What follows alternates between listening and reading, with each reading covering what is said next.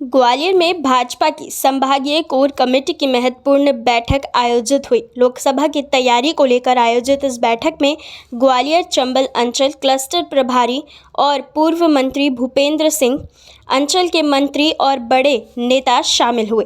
बैठक के जरिए एक बार फिर जीत का खाका तैयार किया गया है। इस मौके पर पूर्व मंत्री और ग्वालियर क्लस्टर के लोकसभा प्रभारी भूपेंद्र सिंह ने दावा किया कि लोकसभा चुनाव में भाजपा की 370 और एनडीए 400 पर के लक्ष्य को हासिल करेगी।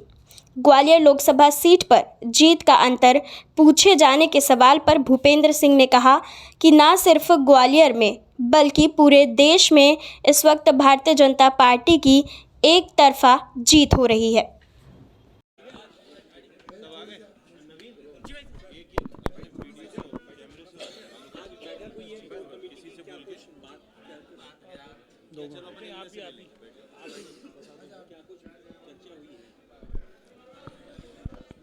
देखिए, आज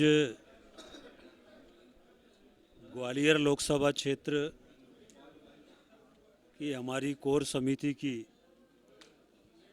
बैठक अभी संपन्न हुई है और कोर समिति की बैठक में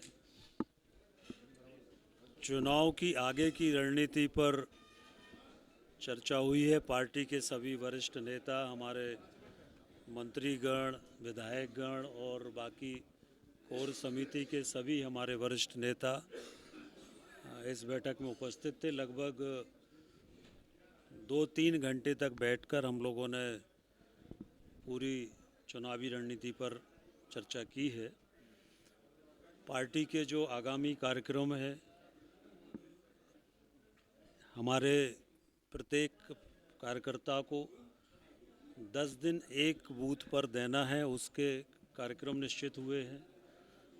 बाकी कार्यक्रम निश्चित हुए हैं। हमारे सभी विधानसभाओं के चुनाव कार्यालय कई जगह प्रारंभ हो गए हैं, कई जगह होना है, वो हो जाएंगे।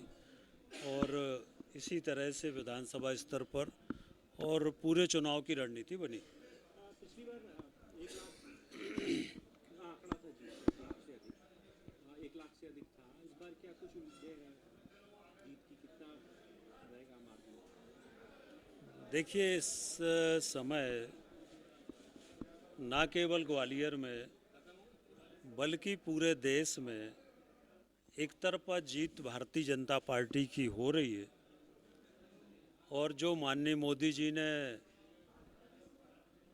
370 बीजेपी प्लस 400 एनडीए का जो 400 पार का लक्ष्य दिया है, वो पूरा होगा।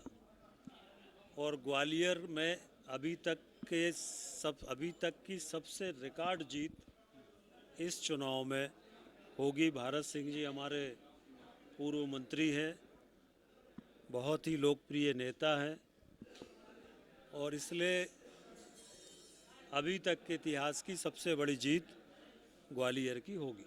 क्या लग रहा है अभी तक कांग्रेस अभी तक प्रत्याशी नहीं खोज पाई? आप तो आगे निकल चुके हो, कैसे देख रहे हैं इस मुकाबले में? देखिए, कांग्रेस में इस समय भगदड़ मची हुई है। कांग्रेस में कोई लड़ने के लिए तैयार नहीं है। कांग्रेस को प्रत्याशी नहीं मिल रहे हैं। कांग्रेस जिसको कहती है वही मना कर देता है। बहुत से लोग मध्य प्रदेश छोड़कर दूसरे राज्यों में काम करने चले गए कि यहाँ से चुनाव न लड़ना पड़े कांग्रेस से। तो कांग्रेस इस समय सबसे बुरे राजनीतिक दौर से गुजर रही। लेकिन कांग्रेस तो कह रही है सर, बीजेपी के कई कद्दावर नेता जयवाल को ये बात है, आनंद मिश्रा की बात की जाए, वो रूठे हैं, कार्यक्रम में नहीं जा रहे हैं, तो कैसे हो पाएगा? बड़े देखिए, भारतीय जनता पार्टी में कोई रूठता नहीं है। भारतीय जनता पार्टी में व्यक्तियों के लिए काम नहीं करते। भारतीय जनता पार्टी में विचारधारा के लिए काम करते हैं। हम सबका प्रत्याशी कमल का चिन्ह है और सब लोग कमल के फूल के लिए काम करते हैं। देखिए, कोई प्रभाव नहीं पड़ने वाला है।